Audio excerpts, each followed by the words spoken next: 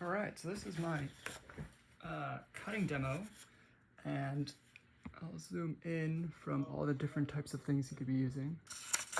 In your kit, you may have gotten a 3" by 4" viewfinder, but what we want is actually, just for our purposes, a 2" by 2" viewfinder.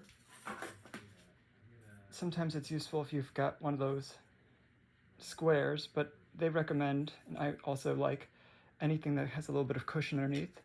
This one doesn't even have anything either, but a cork back to your ruler won't mark up your surfaces as much. I'm going to use some of this. It's a 184-pound paper stock to cut out of. And I'll show the difference between cutting with this stuff versus, say, construction paper, or using something heavier duty, like the back of the stuff that comes with the different types of paper. There we go. But we'll see. I'll show why you might want to use different tools for different materials, and also just let you know, I happen to be using a straight edge that's not it's not an inch-lined ruler. It's just something I like the ergonomics of. In fact, I was going to show you a couple of different things where I like the ergonomics of them better, in case you might enjoy cutting things out a lot too, like I do. And first things first, let's look at our tools. So anything that's not in great condition, let's actually deal with that first. So a lot of these should be able to loosen up either at the bottom or at the end in order to get out the blade and refreshen it. I also don't like just putting blades nowhere. If you get one of those things where it comes with a used blade bin. But another thing that I like to do, be careful about disposing sharp blades just straight into the trash. Because in case someone pushes down that trash, they could actually really hurt themselves. So oftentimes I'll just get a scrap piece of some kind of cardboard, and as long as I don't have my hands in the way, I tend to be able to protect someone else from getting stabbed a little bit. Also below my area, and so now I can toss this away. I usually like to keep my trash not too far away from my cutting surface. So there should be like a slit where you can put this in.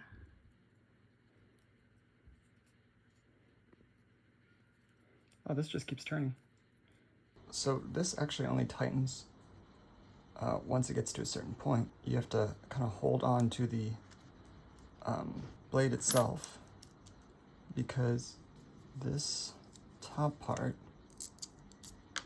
is threading in and is tightening it. Once it gets held still, it'll actually clamp it down. And then this can be used for like the final tightening part. But before you get there, you'll have to actually hold it from the back and hold it still so that this action actually is pulling it down, and then that will tighten it. 2" viewfinder, maybe I want to give it a 2" border. So I'll put it over in this corner, which will zero it out. And instead of this being 1 inch, this is kind of the 0. That becomes 1, that becomes 2. And I'll start with my vertical lines. So I'm pretty much lining up on this side and this side. Don't want the paper to move when I'm drawing the next marks. And then this is going to be 6 inches right here. So you don't have to have the border as big as this. I'm making it have a 2" border. And that's because I really want to get rid of all these different distractions. Or just turn my paper, line things up,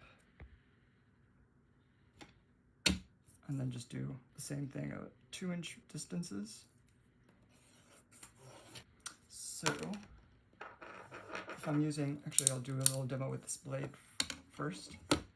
Once you've got that lined up exactly where you want it, I like these kind of things because I can hold this down and kind of keep my hands away from it. I usually push things down like this. And then I've got a new blade.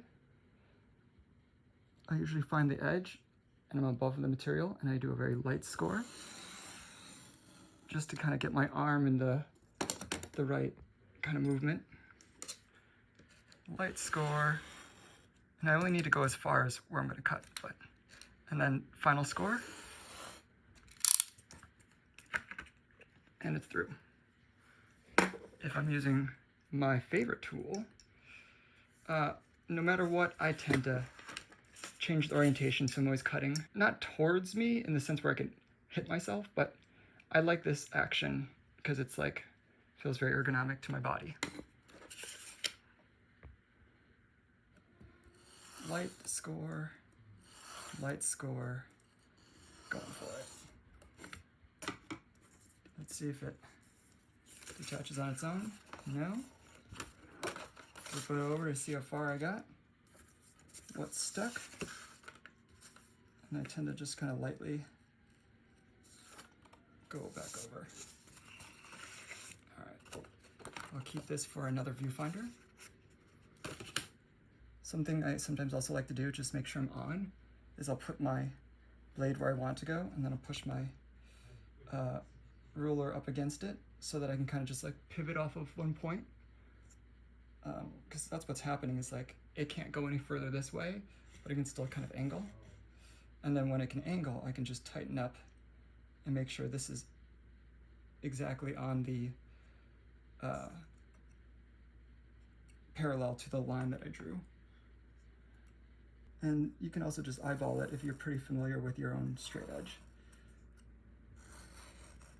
And by eyeball it, I mean making sure that you're cutting directly on the line.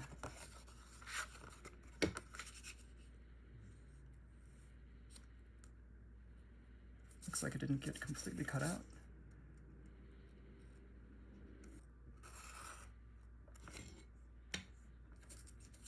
All right, now I can tell it's not coming out on its own.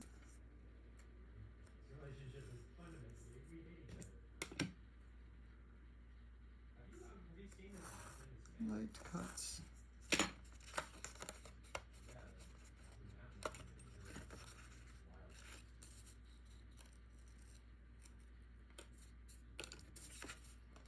You can also cap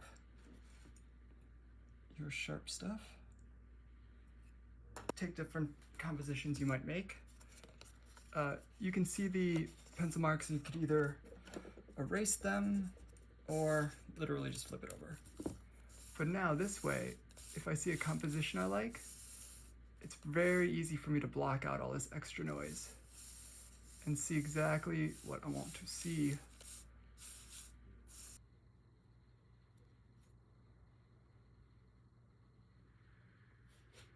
Scrappy version, let's say that if I've got something that I want to make into a 2x3 window. I need to add one. It's going to be 4 inches by 5 inches.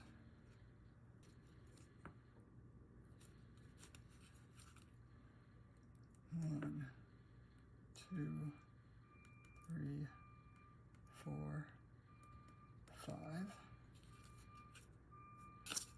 Bring this down a little bit so we can still kind of use the grid as a partial straight edge. I'm kind of lining up the bottom there. Firm grip. You can use the pointer finger, and I generally do 2 light scores and then a final cut. Light score, light score. I like going ergonomically with the way my arm likes to move. And then one final score. And if it doesn't move on its own, another solid, keeping it down score. I'm pressing against this surface. I'm keeping my fingers out of the way, but have a firm grip on this, so nothing can move that around. And I'm thinking with my brain about the edge of this tip where it meets the surface.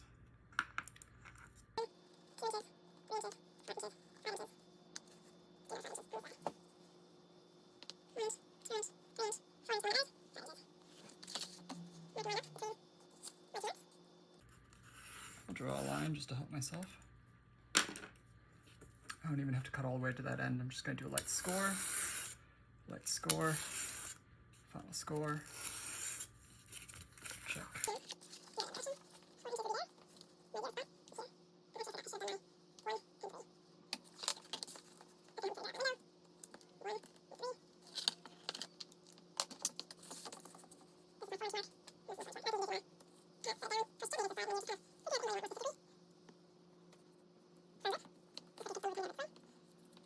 Poking through, very gentle. I can feel it hop a lot, but that's okay.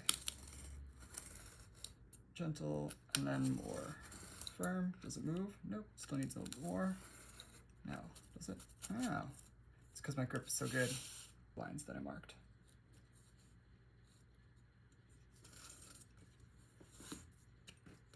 Oops, it looks like I'm a little off there.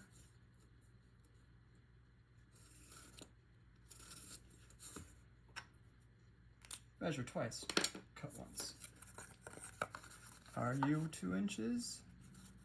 Yes. Are you 2 inches here? Yes. Are you 3 inches here? Yes. 3 inches here? Yeah. Oh, I just realized there's also these more fine-tuned dimensions where it's got 1/16 of an inch. Cardboard's a little trickier because you can feel that little hop. It's like hitting all the little grooves, but you can test it a little. And if this isn't coming out completely, maybe a little assistance from the other side might help. Now I've got the viewfinder. Save myself the hassle of being freaked out whether or not that is going to dull the blade or poke myself. I should be able to use this for finding compositions. My last one will be here.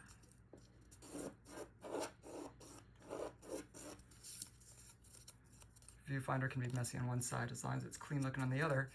It really helps to focus. So, grab my scissors. And just from this example, I know I'm going to have some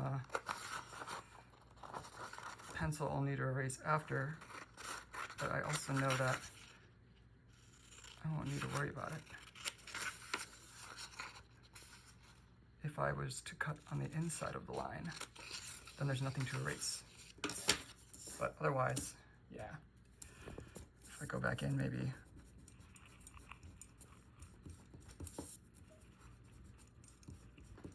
it would be a good idea to just feel like it's a nice clean edge. Good thing we didn't throw all this out. Just get rid of some pencil marks that you may have. I turned it around because I actually want the ruler holding down the part that I want to keep.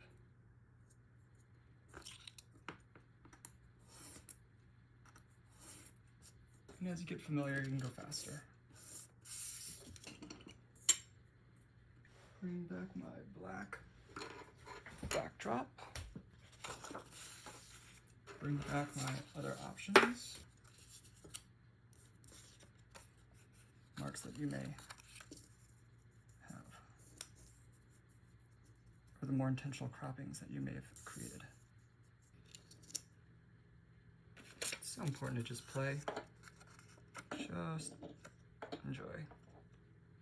Meaningless things that give aesthetic pleasure. And the other nice thing about the viewfinder is that you technically are making temporary compositions. Is it this shape? Yeah.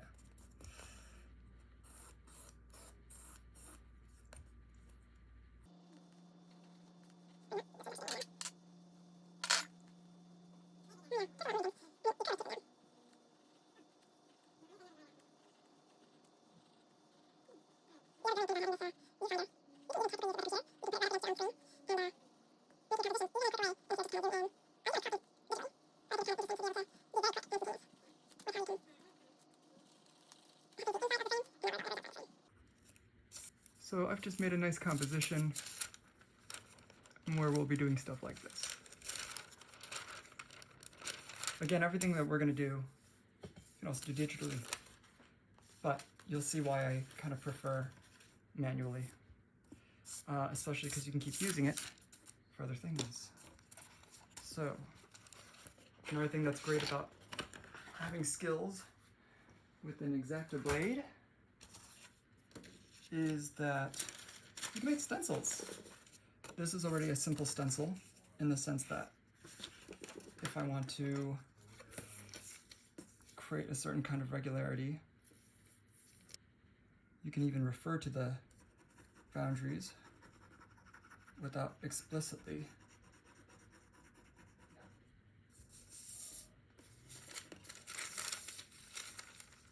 drawing them in. Matte cutting board. And I've never had a golden ratio viewfinder, so I want to make myself one. So I put glue on this side, but it also probably won't hurt anyone if I put glue on this side as well. This is also the probably as thick as cardstock paper.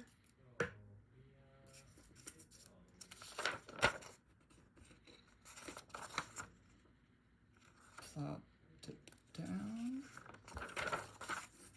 I'll make it more straight. I'm lining it up with this side so I know that it's straight. And then technically I would need to wait for this. I did one already. It's the back of this tracing paper. It's because it's just so thick. And I'm also going to use this. I'm actually going to do something kind of advanced. So I'm actually going to cut out everything except for this thin line. I'm going to want to keep that. So I'm just making some edge notes to myself of what I do not want to cut through.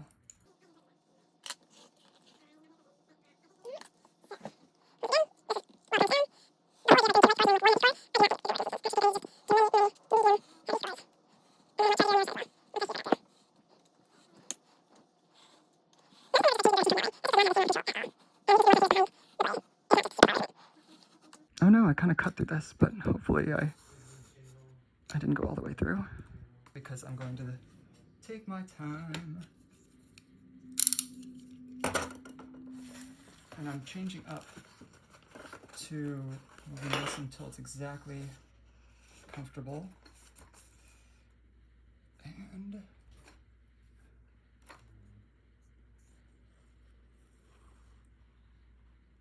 I'm kind of like thinking about where the blade is about to be about,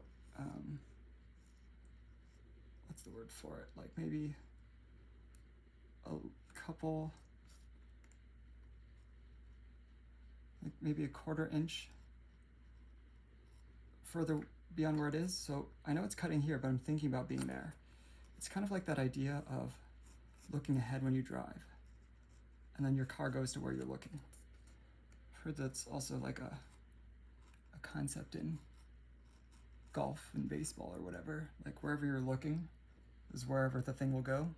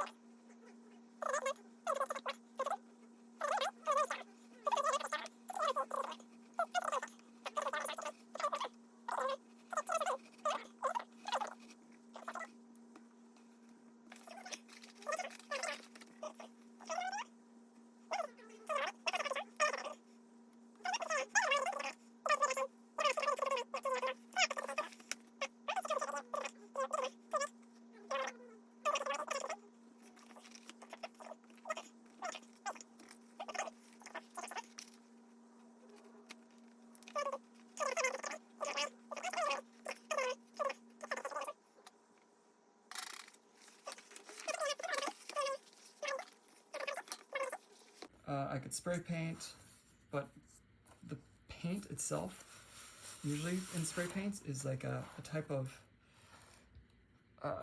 sticky, oily type of chemically substance, so it will really gunk up things that are sharp over time. But you probably won't get into that. But just know that this is a pretty fragile bridge, and so probably keeping it to like at least a 1/4 inch thick is always a really smart idea if you don't want to not just it's not about losing definition, but like it would just strengthen something for heavier use over and over.